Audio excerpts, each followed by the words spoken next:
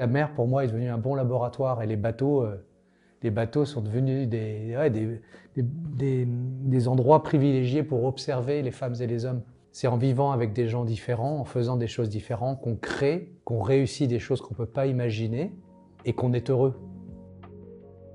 Donc le principe est simple, vous allez l'ouvrir et la première page, dès la première page, il y aura une photo et je vous demande de la décrire.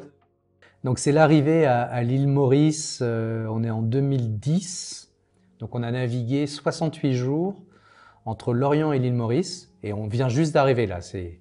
Donc on ouvre le champagne, c'est sympa, c'est un moment sympa.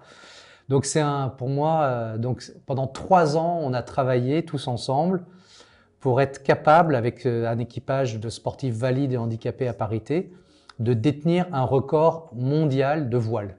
Un truc qui est fait uniquement pour des sportifs de haut niveau. Et nous, avec notre équipage de bras cassés, c'est comme ça qu'on s'appelait, avec des gens que personne n'aurait pris sur le papier, eh ben, on est détenteur de ce record. On est toujours détenteur de ce record. Il y a une grande joie dans cette photo et aussi une grande tristesse parce que ça a été une aventure extrêmement dure. Et là, je me suis dit, je suis en train de me dire, je suis content qu'on soit allé jusqu'au bout, mais plus jamais je referai ça. Sur la mer, on ne peut pas tricher. Sur la mer, on ne peut pas être avec des gens en qui on n'a pas confiance. On ne peut pas avoir des choses bancales. Donc voilà, c'est à la fois heureux et un peu malheureux. La seule chose, c'est qu'humainement, ça a été extrêmement difficile. Moi, j'ai souffert. J'ai mis 1 an à m'en remettre. Et puis les autres membres de l'équipage ont sûrement souffert aussi. Parce qu'on était tellement omnubilés par nos différences visibles, le fait d'être handicapé ou pas, qu'on a raté le plus important, qui est dans ce genre de projet, les ressemblances invisibles. En quoi on partage les mêmes valeurs, en quoi on partage le même sens de l'engagement, le même sens du sacrifice, la même envie de collaborer. Les professionnels de la voile me disaient « t'es complètement fou ».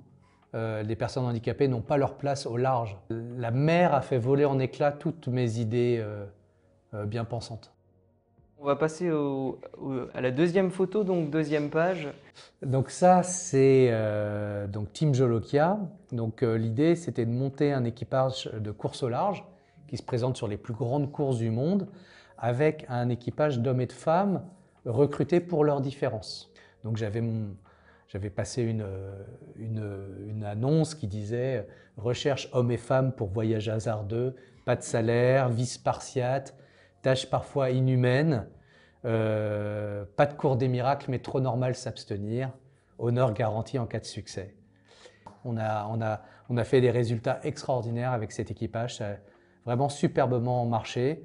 Et pour vous dire, sur la photo, il y a une jeune femme qui n'avait jamais fait de bateau de sa vie, Pénélope.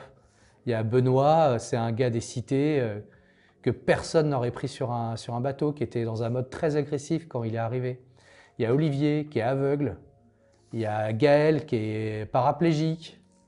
Voilà, il y a des gens que personne n'aurait dû engager et en fait, c'était le bon équipage. Et on a battu des grands professionnels avec cet équipage que personne n'aurait pris. Et d'ailleurs, pour finir avec cette photo, elle illustre plutôt bien le projet. En fait, c'est avant tout du partage et des sourires.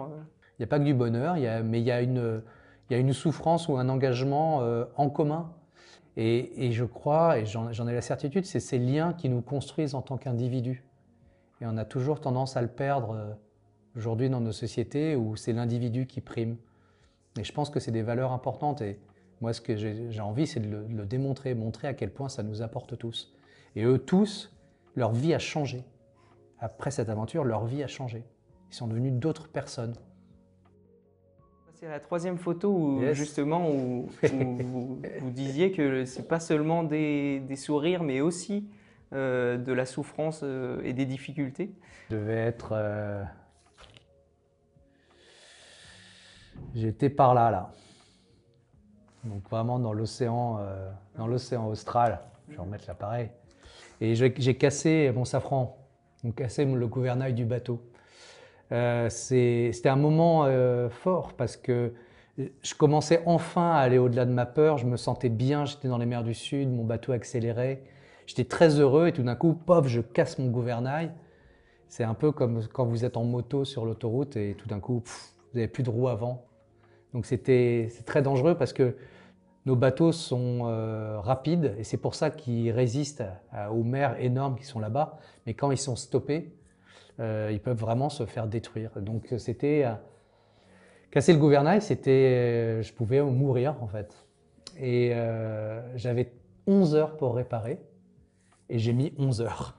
Donc là, en fait, c'est l'instant de survie ou Exactement. parce que je me posais la question, comment vous avez trouvé la force parce qu'il y a beaucoup de fatigue en plus sur le... Beaucoup de fatigue, j'étais éreinté, j'étais vraiment fatigué, mais ce qui est génial dans cette aventure-là, c'est que changer un gouvernail en mer, c'est quelque chose que j'avais jamais fait, ça relève de l'exploit. Et j'ai découvert que j'avais les ressources pour le faire. Et aujourd'hui, je peux le dire, vous et moi, on a des ressources infinies. On n'ira jamais au bout. Le seul truc, c'est qu'il faut aller voir. Et pour aller voir, il faut aller faire des trucs qu'on n'a jamais fait. C'est évidemment un moment difficile, mais qui est un pur moment de bonheur, parce qu'à ce moment-là, j'avais gagné mon Vendée Globe, et pourtant j'avais fait qu'un tiers. Il me restait 2 tiers à faire, mais j'avais déjà gagné le Vendée Globe, c'était gagné. Tout le reste était du bonus. On va passer de nouveau du sourire justement avec la prochaine photo. Yes! C'est la finalité, l'arrivée de votre Vendée Globe. Elle est assez dingue cette photo, hein. J'ai mis beaucoup de temps pour m'en remettre. C'est une satisfaction extraordinaire, une joie extraordinaire. C'est savoir que pour moi, en tant que marin, le Vendée Globe, c'était le truc le plus fou, le plus dingue au monde.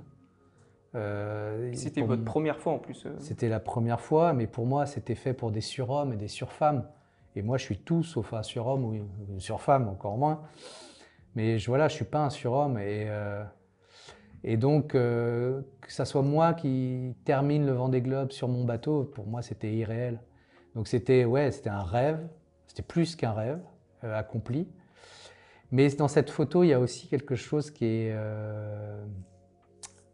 un contraste, c'est que je viens d'une aventure intérieure sublime, qui est j'ai vécu l'harmonie avec mon bateau, quelque chose de très fort, arraché de haute lutte, et que là, l'arrivée, elle donne la joie, la satisfaction, la fierté, mais en même temps, elle détruit cette harmonie, parce que c'est le retour à la terre.